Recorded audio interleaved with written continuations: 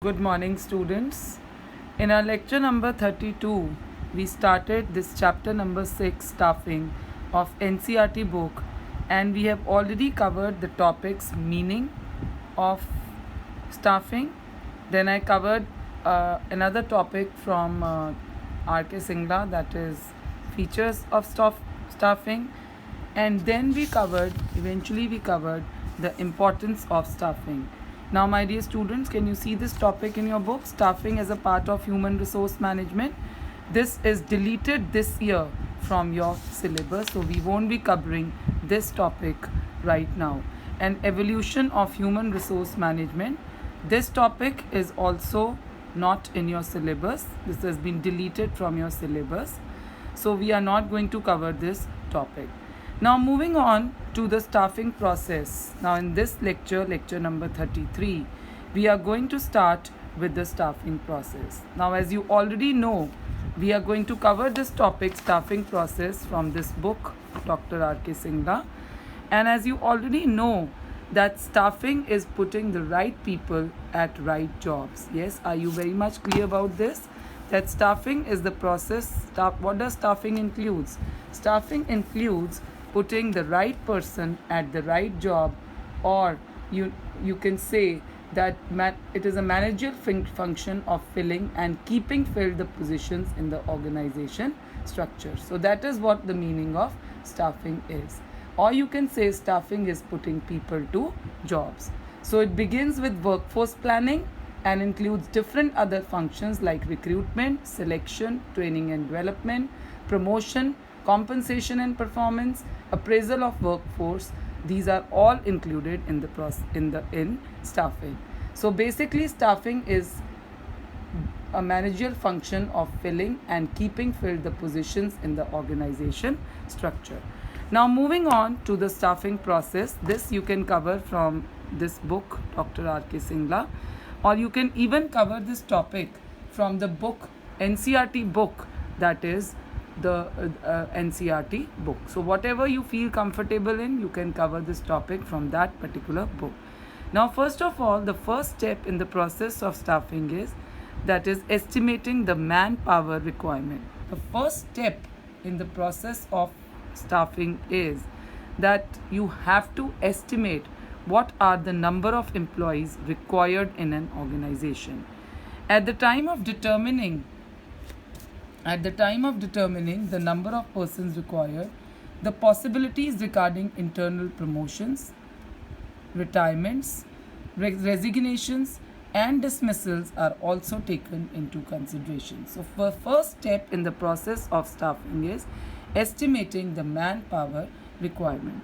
Then the second step in the process of staffing is recruitment. Now, these three topics, that is recruitment, selection, training and development, we are going to do in detail in the consecutive topics, right? So there are three important topics in this chapter, that is chapter staffing, recruitment, selection and training and development. So these three topics we'll be covering in detail, that what is recruitment, what are the sources of recruitment, what is selection, what are the different ways to select people, and what is training and development, and what are the different methods of training and development. So these three topics we are going to cover in detail in the rest of the chapter.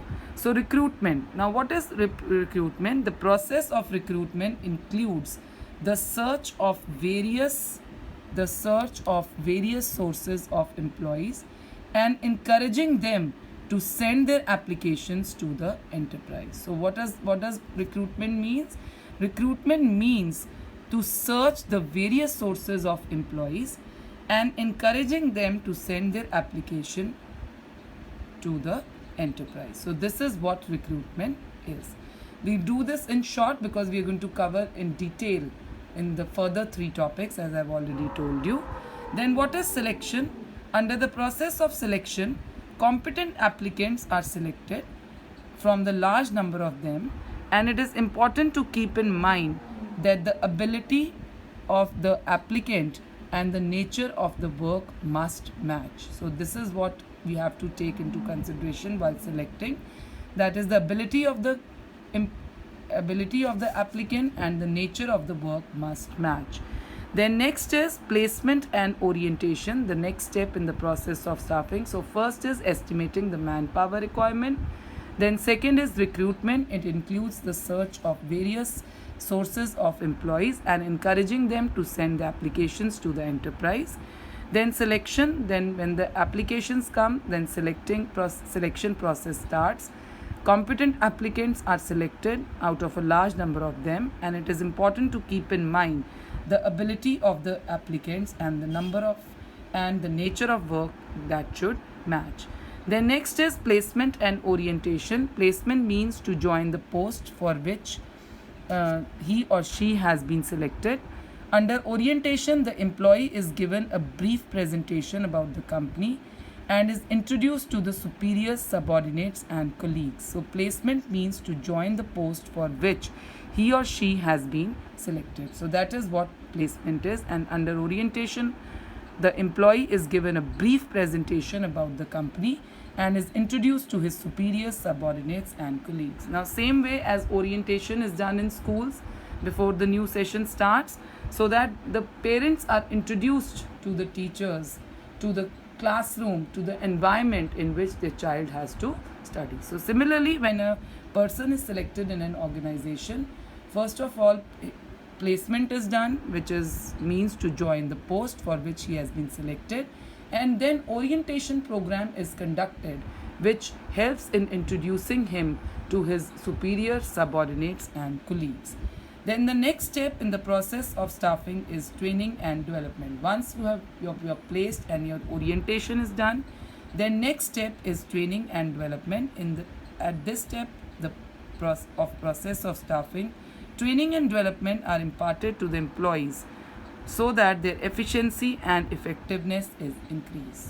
So no matter how much qualified you are, but every organization has a different need. So after selecting the candidate, the next step is training and development. Then next is performance appraisal. At this step, the capability of every employee is judged. To judge the capability, his actual work performance is compared with the work assigned to him. So that is known as performance appraisal, which means when the work done by the person who is selected is compared with the work assigned to him, whether he is able to do the work or not. Then promotion and career planning. Under this step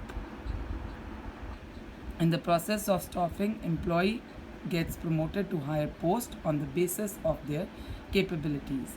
Then compensation. The step of staffing process involves fixing the compensation of the employee for his contribution to the organization. Compensation refers to all forms of pay and rewards going to employees. Basically, it is the price for the job. It may be of the following two types: direct financial payments or indirect financial payments.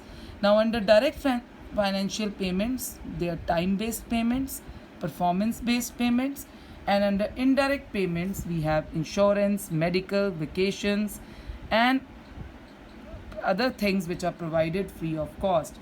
These are indirect payments. So I hope this staffing process is absolutely clear to you, because this is an important topic, staffing. And in the consecutive chapter, in the coming chapter, we are just going to cover in detail the three topics, that is recruitment, selection, and training and development, right? So this is all for today, because from tomorrow your unit tests are starting, so I'm not going to cover more today. It is going to be short so that you are able to prepare for your unit test. Thank you and have a nice day.